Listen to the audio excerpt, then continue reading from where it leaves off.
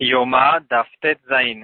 Bonjour, alors dans notre DAF, on va voir une longue recherche dans la Gemara qui concerne la construction du Beth Amikdash, de quoi il avait l'air exactement, quelle taille avait chaque endroit, etc. Donc, comme toutes les choses visuelles, c'est difficile à rentrer dans ces halachot-là quand on parle par téléphone. On va essayer quand même de s'attarder sur une halakha qu'on va retrouver au début du DAF. Et on va la récupérer du Rambam et on va voir là-dessus quelques halachot intéressantes. Donc, on retrouve dans le Rambam, dans le dans le cinquième et le sixième Perek de l'Ilchot Bet Aprira, comme l'indique son nom, c'est la halachot du Bet Amikdash. Et le Rambam là-bas, il va nous expliquer de quoi avait l'air le Bet Amikdash, quelle taille avait chaque endroit, etc. Donc, c'est intéressant de le voir pour notre Sugia. Il y aura même quelques dessins dans le Rambam lui-même déjà. Et comme on va le voir dans notre Gemara, par exemple, il y avait des différences topographiques dans le Beth Amikdash. Comme on le sait, il était construit sur une montagne. Donc, progressivement, tout le temps, on montait. Il y avait des escaliers qui nous faisaient monter d'endroit en endroit. Plus on montait dans la Gdusha, plus on montait aussi dans la montagne. Et c'est de cette manière-là, en fait, c'est ça le calcul que la Gemara essaie de faire dans notre DAF. Comment est-ce que le Kohen Gadol qui faisait la vache rousse, qui se trouvait sur la montagne d'en face du Beth Amikdash, le Harazetim, il pouvait réussir à avoir la porte du Echal, du Oulam, du Beth Amikdash, à travers toutes les portes qu'il y avait avant. C'est-à-dire, il regardait à travers la porte, et malgré qu'il y avait des différences de hauteur, il réussissait à voir même la porte du Oulam. C'est ça le calcul que la Gemara, elle va faire. On va pas rentrer dedans, on va juste entrer dans la salle qui s'appelle le Lishkat Beit HaMoked. Lishkat Beit HaMoked, elle s'appelait comme ça parce qu'elle avait un petit feu au milieu de la salle. Il y avait un feu là-bas pour réchauffer les Kohanim qui, à la fin de leur journée de travail, ils allaient dans cette salle pour se réchauffer, sachant qu'ils faisaient tout la avoda du Beth Amikdash avec les pieds nus sur le marbre, ça devait être très froid. Et donc ils rentraient là-bas pour aller dormir. Il y avait là-bas certains, comme des escaliers, des estrades, où là-bas ils allaient dormir au courant de la nuit pendant la semaine où ils faisaient le travail du Beth Amikdash. Donc on rentre dans cette salle de l'Ishkat Beit HaMoked, et comme l'indique dans l'Agmara, on va voir qu'il y a dans cette salle 4 salles autour, dans les 4 coins. Un peu comme il y avait dans l'Ezrat Nashim, il y avait aussi 4 salles, mais là c'est en beaucoup plus petit. C'était une salle qui se trouvait dans le Beit HaMikdash du côté nord. Du côté nord, et il y avait là-bas un bâtiment qui faisait 2 étages, comme vous pouvez le remarquer dans certains dessins. Et donc, dans ce bâtiment qui s'appelait Ishkat Bet HaMoked, on va retrouver les 4 salles que le Rambam va les citer dans Perek He à la Chayoud, justement de Bet Aprira. Et il va nous dire que l'une d'entre elles servait pour, là-bas, on conservait les brebis, les animaux qu'on avait désignés pour les korbanot, qu'on avait déjà vérifié qu'ils n'ont pas de défaut. L'autre, elle était désignée, au fait, pour ceux qui faisaient le lechem apanim, le pain spécial des Kohanim, qui était très difficile à le faire. Il y avait là-bas un four, il y avait, je sais pas, des tamis, etc. Tout ce qu'il y a besoin pour faire le lechem apanim. Ensuite, il y avait une autre salle qui était désignée. En fait, il y avait là-bas des escaliers qui nous faisaient descendre au sous-sol. Le sous-sol, on sait que tous les sous-sols qu'il y avait dans le Harabait, ils n'étaient pas kadosh. Donc, un Kohen, s'il devenait tamé au courant de la nuit, il le dira dans la Mishnah, dans Masechet Tamid, il descendra tout de suite dans cette salle-là, et pour faire le mikveh et sortir par là-bas, de là-bas, il pourra sortir du côté Chol, en dehors du Beth Amikdash. Il ne pourra pas faire la avoda ce jour-là, mais en tout cas, il y avait là-bas des toilettes et un mikveh. Et donc, tous les Kohanim, après qu'ils ont dormi, de bon matin, ils descendaient là-bas au mikveh pour pouvoir se précipiter faire la avoda. Donc, la Gemara, en fait, elle va nous dire que cette salle, elle était construite moitié sur le Kodesh, moitié sur le Chol, c'est-à-dire moitié sur le compte du Harabaït, de la montagne elle-même, qui est Chol par rapport à la Hazara. Et dans la Hazara, on sait qu'il y a beaucoup de halachot. On n'aura même pas le droit de s'asseoir. Il n'y a que le roi qui a le droit de s'asseoir dans la Hazara. Donc eux, là où ils dormaient, bien sûr, c'était du côté Chol. Et il y avait des petits bâtons, comme un peu les bâtons qu'on connaît entre le trottoir et la rue. Des bâtons en bois qui nous désignaient la frontière au milieu de la salle, où elle se trouve exactement, jusqu'à où c'est le Chol, jusqu'à où, et à partir de où ça commence le Kodesh.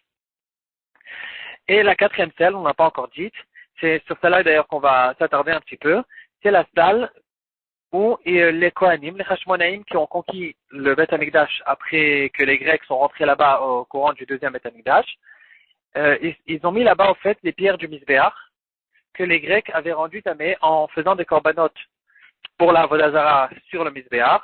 Donc le Misbéach qui était inutilisable, les Grecs, les Hashmonaïm l'ont démonté.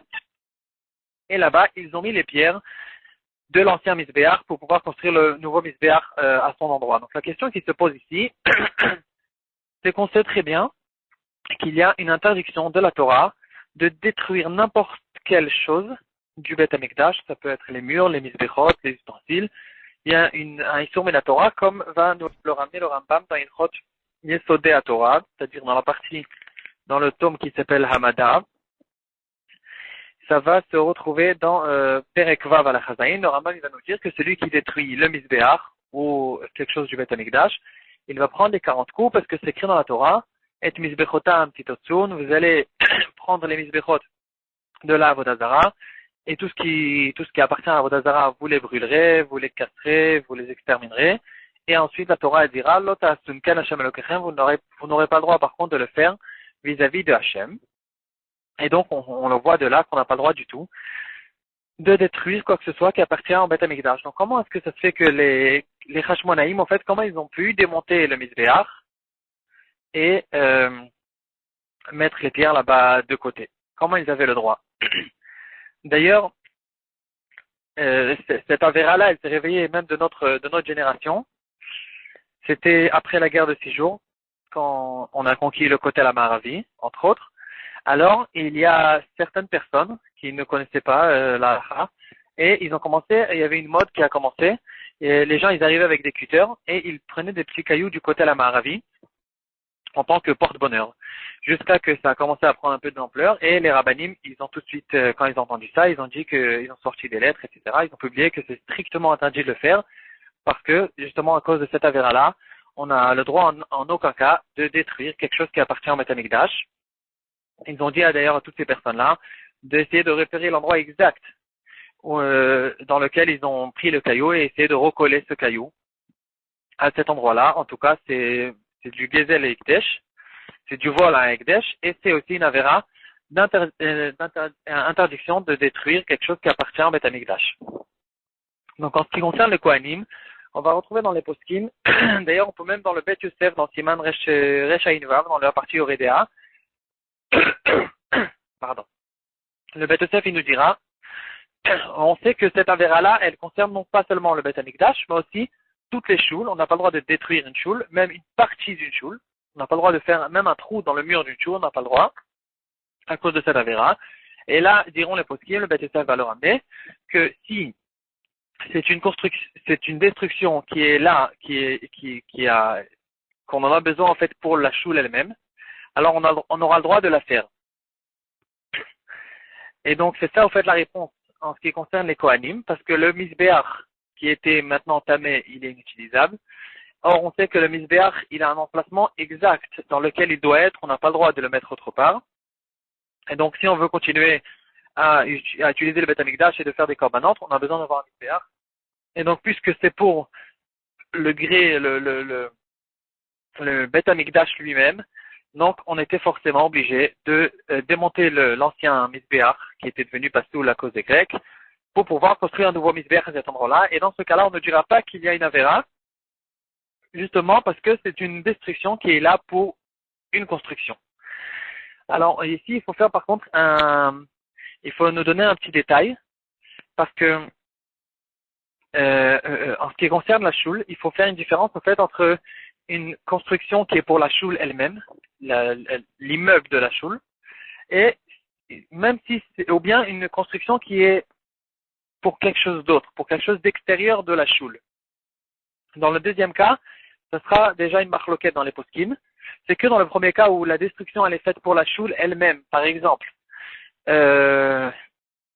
j'ai un tuyau dans le mur qui a explosé, donc maintenant ça fait une fuite dans la choule, donc je suis obligé à cause de ça de démonter une partie du mur pour pouvoir m'occuper du tuyau.